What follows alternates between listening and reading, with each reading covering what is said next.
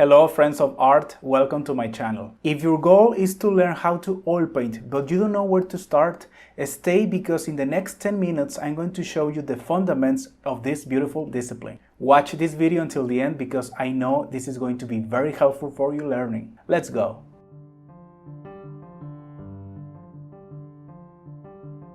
Let's start with the essential, the materials. Probably the next situation has happened to you. Whenever you go to an art store, you see a huge variety of products, from pigments to brushes, from canvases to palettes, from mediums to solvents.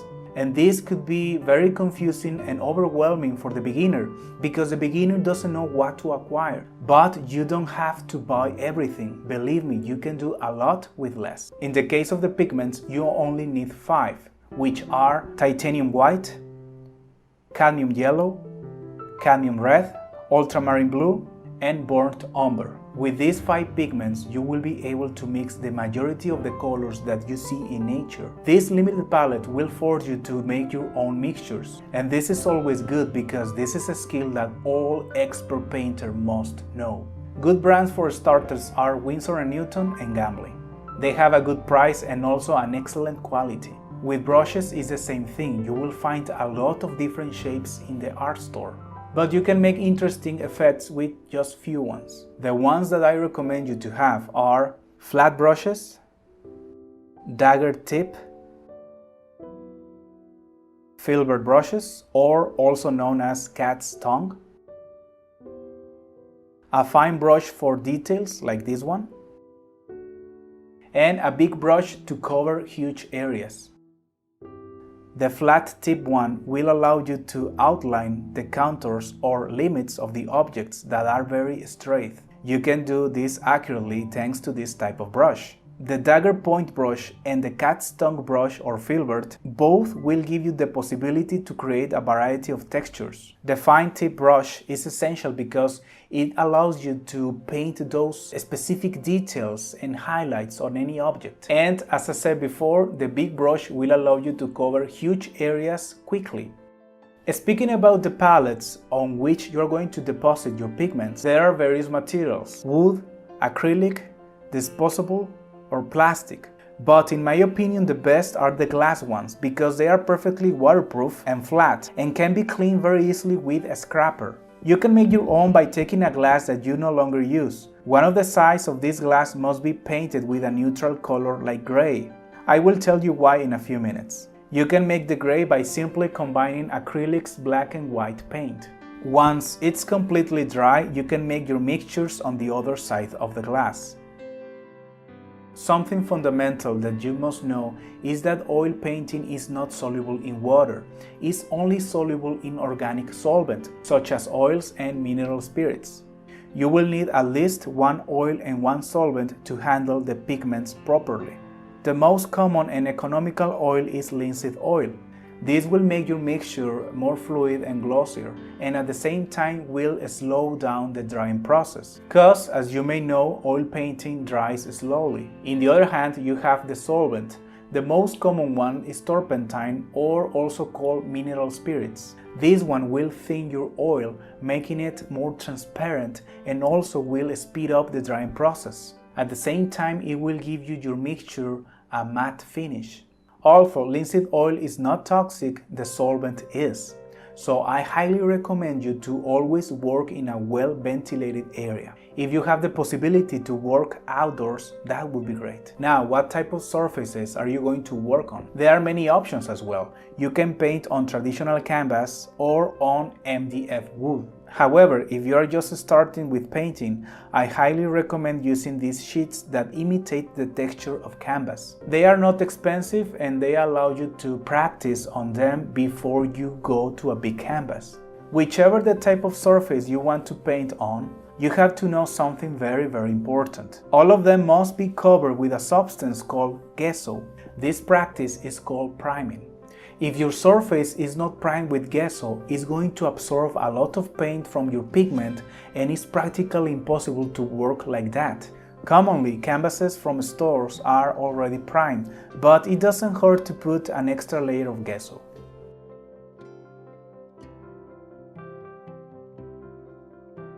Now let's move on to the topic on how to mix your pigments. In order to mix or imitate a desired color, you must know its theory. This theory is quite broad, but color has basically these three properties, which are the hue, the saturation, and the value. The hue is what we colloquially refer to the color: red, violet, orange, green, etc. You can obtain any hue you want from the primary colors that are blue, yellow, and red. Depending on their proportions are the varieties that you may get. For example, if you want to create a green, you have to combine yellow with blue. But if you want a more bluish green, then you are going to add more blue and less yellow to the mixture. And this is how we create all those assortments of colors. Saturation means how intense a color is. High saturation is a very striking color to the eye. Have in mind that saturated colors are not natural. You may say that the colors that you see on nature are actually kind of desaturated. The photos of landscapes that you see on internet are actually manipulated, so they look very saturated. The pigments straight from the tube generally have a high saturation. If you want to reduce it, you can combine it with its complementary color, which is the one directly opposite on the color wheel. For example, the complementary color of red is green. The complementary of blue is orange, and so on. Now be careful, because if you mix complementary colors in equal parts, you are going to create a chromatic gray. That is a mixture that you may not want to have. So when you mix complementary colors, do it little by little. Value refers on how bright or dark a color is. In other words, lights and shadows. This one is the most important property of color because it will give you the sensation of volume and depth, and therefore more realism in your painting. If you want to lighten up a tone, you can add white or yellow or both. On the opposite side, if you want to darken a tone, add its complementary plus the burnt umber. This is why it's essential to have burnt umber among your pigments. Now let's move on to the painting practice itself. Whatever style you want to develop, I highly suggest that you stain your canvas first with a neutral tone before starting to paint. You will do this by diluting the burnt umber with your solvent and applying 1 or 2 layers on your canvas. The reason for doing this is that if you start with a white canvas, this could be an obstacle for your process, because working on a blank surface creates an optical illusion that makes you to see the dark tones darker than they really are. And this will interfere your judgment of the color. For this same reason, we painted our palette with gray on one side, remember? Now, I strongly recommend that you have an initial sketch of your work. You can do it with charcoal pencil or with the same diluted burnt umber. If drawing is not your thing, you can use a grid on your canvas and also in your reference. This will make it easier for you to draw objects with greater precision. Also, you can resort to projectors. In oil painting, there is a golden rule called fat over lean. This means that your first layers must be diluted with solvent, and as you progress, the upper layers must have more oil and less solvent in its composition, being the top layers the most fatty ones. If you paint lean layers over oily ones, you will cause the paint to crack as time passes, and this is hard or impossible to repair. Also, I highly suggest that you start by painting the darkest parts of your objects and continue with the lighter parts, ending with the maximum reflections. If you do it in this order, you will notice how your paint takes shape as you progress. If you fall into the temptation of painting the lighter parts first or halfway the process, you may ruin your painting, since the white color easily stains with other colors. Now let's talk about cleaning. As we said at the beginning, since oil is only soluble in organic compounds, this means that we have to wash it or clean it with something other than water. To clean the brushes, it's advisable to first remove the excess paint with a napkin or with these kitchen towels, then remove what is left with common turpentine. I made my cleaning bucket using a glass jar and a steel sponge. Finally, we clean the brushes with plenty of soap and water. If you have the good habit of cleaning your brushes at the end of your work, you will be able to keep your brushes for a longer time. That is, you're going to give them a longer lifespan. You will notice that the paint settles out at the bottom of your bucket. Don't waste this solvent. You can recycle it using a funnel and simple coffee filters. This way you can save some money on your materials.